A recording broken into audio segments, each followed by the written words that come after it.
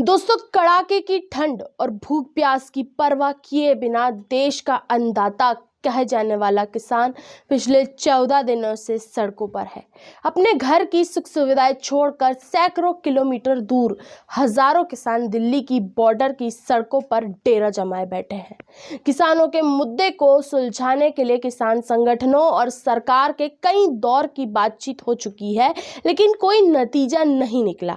तो आइए दोस्तों, आज के इस वीडियो में हम किसानों की मांगें और उन पर सरकार के पक्ष को विस्तार से समझते हैं। नमस्कार दोस्तों, मैं समीक्षा कपूर और आप देख रहे हैं प्रलय टीवी।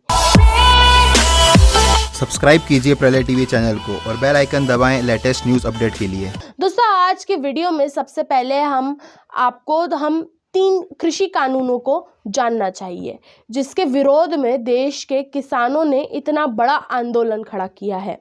दरअसल सरकार द्वारा लागू किए गए कृषि अधिनियमों के पहले कानून का उद्देश्य निजी मंडियों को माल खरीदने की छूट देना था। सरकार का कहना था कि अगर किसान इस कानून के जरिए अपनी एमपीएमसी मंडियों के बाहर भी अपनी उपज को ऊंचे दामों में बेच पाएंगे और निजी खरीदारों से बेहतर दाम प्राप्त कर पाएंगे।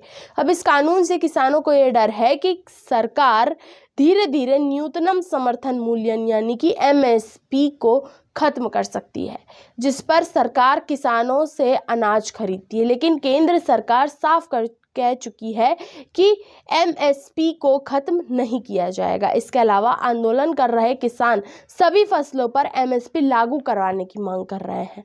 अब आपको जरा हम इस एमएसपी का फंडा भी समझा देते हैं कि आखिर ये एमएसपी है क्या चीज़। तो दोस्तों, एमएसपी का मतलब मिनिमम सपोर्ट प्राइस है या फिर न्यूनतम समर्थन मूल्य होता है। एमएसपी सरकार की तरफ से किसानों की अनाज वाली कुछ फसलों के दाम की गारंटी होती है।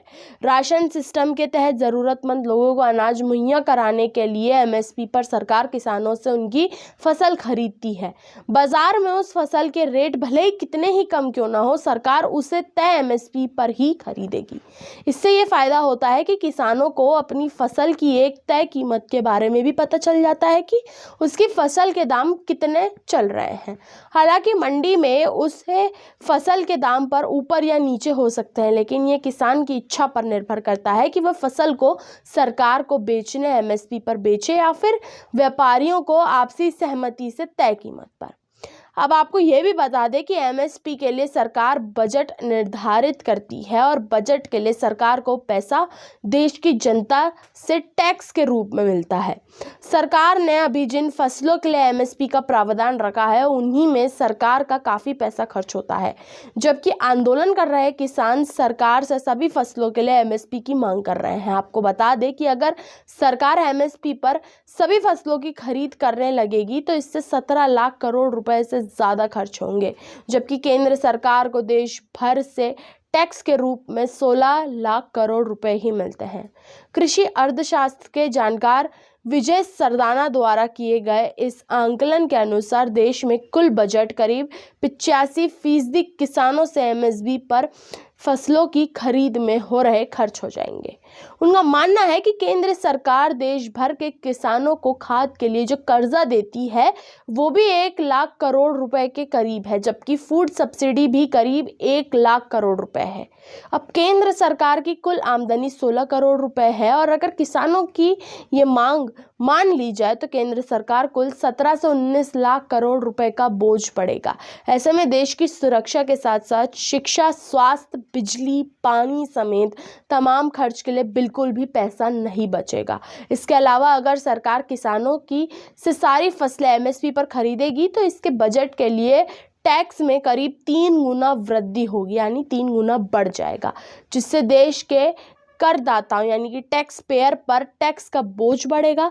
तो ऐसे में किसानों द्वारा सभी फसलों पर एमएसपी की मांग बिल्कुल भी जायज़ नहीं है, क्योंकि सभी फसलों पर एमएसपी किसी भी कीमत पर नहीं दी जा सकती है। दोस्तों, हमारा देश भारत का एक लोकतांत्रिक देश है और यहाँ पर सभी को आवाज़ उठाने का पूरा हक है, लेकिन किसानों को ये बात समझनी होगी कि उनकी इस मांग से देश के अन्य लोगों की जेब पर काफ़ी ज़्यादा हानिकारक प्रभाव पड़ सकता है और देश में भयंकर महंगाई जैसे हालत भी बन सकते हैं। हम जानते हैं कि हमारे देश में किसानों की हालत अत्यंत दयनीय है और किसानों की आत्महत्या भी मौजूदा व्यवस्था पर सवालिया निशाना लगाती है।